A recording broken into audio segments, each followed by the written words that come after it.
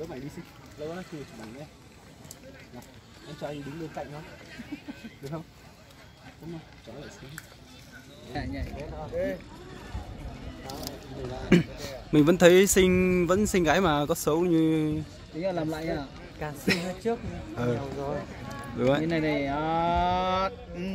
Sao của mình tối thế? Đây cả chịu này. Của mình tối thế mà của ấy trắng. Cái này căng thật á, cái này nép cực kỳ luôn. Máy gì á? Máy này chắc hơn 20 củ chứ. Ngại nói lắm.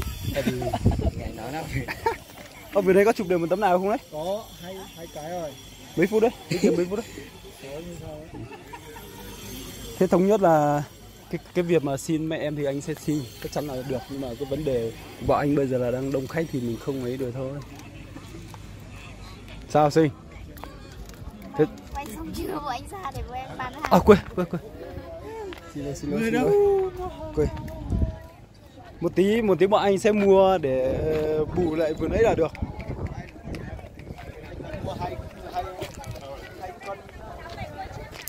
Rất là đẹp, chỗ này rất là đẹp nha. Mà em Sinh lại bán hàng ở chỗ về cổng nhà Vương ở đây này. Còn bây giờ Sinh bán đây. Ngày xưa là Sinh bán ở dưới này. Nhưng mà bây giờ hôm nay rất là đông khách.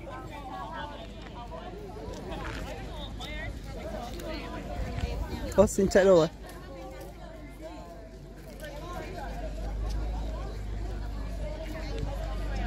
Dạ, chuẩn bị Sinh ơi, chặt tao hả? Tất cả so cái video mà anh quay nhảy ấy, để bây giờ so với bây giờ anh thấy cái nào nó cũng gầy như không biết là biết yêu hay là do hè nắng quá hay là như nào mà sao mà đúng không? Em đen hơn. Không hề đen luôn. Đen không? Mọi người nhìn có thấy có đen không? Không đen nhưng mà có vẻ như hơi gầy đi nhiều á. Gầy một chút, không biết là có phải là thất tình hay là do trên này nắng quá hay là Sinh cho coi nó trực cấp bị trồi rồi trên không trên mời nhiều rồi. Nhảy không? Nổi nhất đúng không? Đẹp thế chẳng đồn nhất thì là máy giờ đúng không? Lúc nào lên đây cũng chỉ vì đứa Sinh mà lên, nhưng mà lên lúc nào cũng chỉ cãi nhau. Thật cãi nhau luôn. Các con Sinh chặt tao rồi chụp kia. Tự hào về cái vẻ đẹp của mình, cái tóc màu. Nhớ anh quá nên suy nghĩ nhiều rồi. Không sao mà. Nghĩ về anh nhiều. Không vấn đề, nó không nói lên cái điều là như nào. Nhưng mà một tí em chú này không phải đồng ý nữa, mà là tại vì anh ấy có để em đã nói trước rồi đúng không? Đơn giản làm. Nhưng mà còn một chuyện như thế này nữa. Hồi anh muốn nhờ luôn cả Sinh theo nữa thì không biết có được không Sinh? Rồi anh ấy sẽ tất cả hôm nay là anh gọi anh từ Lào Cai ra là tất cả anh ấy sẽ lo hết. Nhá anh nhỉ? Bây giờ mình thấy quả bên kia mình còn nghĩ ngay trong đầu là mình sẽ tặng cho Sinh một quả này, nhưng mà không ngờ đây nó bán nhiều. Của nhà sợ Sinh này ăn chán này. Vừa đấy mình thấy ở bên kia chợ bán này. Nhà Sinh có nhiều, đừng có mang ra. Bao giờ đi học? Em không biết. Em có xem lịch đâu mà biết. Nghỉ là em về luôn em. Anh về Việt chính mà nói đi. Anh nói cái Việt chính về đấy đi.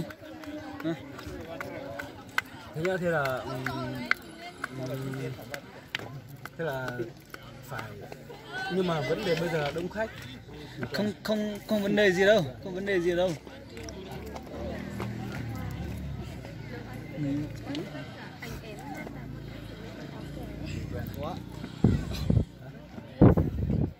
Anh bảo đi, anh nhờ Sinh đi. Sinh đồng ý. Chị em đồng ý không? Chị có mà chị đồng ý rồi nhá. Yên tâm mà anh bảo. Không, muốn lấy cả hai người luôn cơ. Hôm qua thì mà em đi lại không có ai bán hàng này. Không thì thuê một người để trông bán. Anh ở lại. Quay cái gì? Có một người. Anh ở lại. Anh ở lại. Thế anh này bây giờ tí nữa bây giờ anh bảo nhá. Không độ nào. Không phải của anh sẽ của anh đi phối để bài nhạc đến rồi, nhưng mà anh sẽ hôm nay là gọi tất cả các em kích ra hết rồi. Đấy. Thì, mấy anh chuyên nghiệp từ Hà Nội lên đó. Lên 300 km từ Hà Nội lên. Và cả anh nghệ sĩ này cũng ra luôn nữa. Và đồng thời có anh bên kia hỗ trợ nữa. Thật ra là rất là dễ thôi. Hai em chỉ có ngồi để lượng nước thôi. Ngồi kiểu như là cảnh ấy, ngồi trên nhà xong là anh cho cái quả đào chứ em chỉ cần lên máy đào về ăn thôi. Việc của em chỉ là ăn thôi. Quay nếu mà quay tốt thì cao bạn. Đây chụp ảnh quay chụp ảnh nữa. Nếu mà chụp ảnh thì chế độ mờ ấy. Bây giờ hơi gầy. Chế độ mờ là sẽ sửa được. Máy họ. Nếu tôi nói là chị tôi ở sao này cả lúc này nhá được. Không đủ. Em có tác trình đâu. Không lấy ít đâu, thế thì lấy ít đâu. Anh vào vấn đề chính nói tiếp đi. Năm lạng này. Nhưng mà bây giờ nói về cái gì? Không làm cái gì khó khăn cả. Tức là mình 5 lạng này. chắc chắn là quay trong đấy rồi. Chắc chắn quay trong đấy. Nha, để mô tả nhá. Ở trong đấy thì không làm một cái gì hết. Không, bây giờ trong đấy chỉ có ngồi và đi lại là vài lượng thôi. Cái chỗ quay thì không nói. Được rồi. Là trong đấy là một cảnh trong đấy, nhưng một cảnh bên kia này. Ở trên đấy thì phải lúc đầu với nó là thì em này cũng được, như thế nào cũng được hết. Nhưng mà sợ em còn đi chỗ nào xa nữa không? Không đi hết đâu hết ở đây thôi. Thế thì không vấn đề. Không vấn đề gì. Nhưng mà mình chờ không biết là 12 giờ hay là lúc đấy có khách không? 2 giờ 3 giờ. Tầm đấy chắc không có rồi. Bình thường bọn em suốt ngày ở đây mà Có mà ít thôi. Xong lọ là bao hồi à? Chắc vấn đề. Kìa, anh ra kia phải bị. Thế anh đi hỏi đây. Anh đi hỏi luôn đi. Cái chỗ hỏi. Máy đi thôi, em không đi đâu. Cái chỗ hỏi. Em ở đây bán. Có một anh ở đây bán hộ rồi. Có một anh này bán hộ này kìa. Có anh này bán hộ này kìa. Có anh bán hộ rồi. Mình thuê anh này đi bán hộ cho. Đấy, có anh chụp đi. Chụp nhá. Đây chào khách Tây.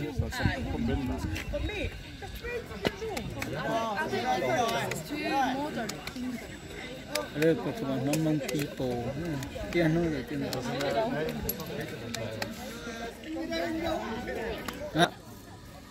Phi thì 300 km lên 300 km từ Hà Nội lên.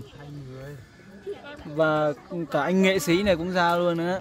Và đồng thời có anh bên kia hỗ trợ nữa. Thật ra là rất là dễ thôi. Hai em chỉ có ngồi để lượng nước thôi. Ngồi kiểu như là cảnh ấy, ngồi trên nhà tức là quay nếu mà quay tốt đây chụp ảnh quay chụp ảnh á. Nếu mà chụp ảnh thì từ chế độ mờ ấy, chế độ mờ là sẽ sửa được.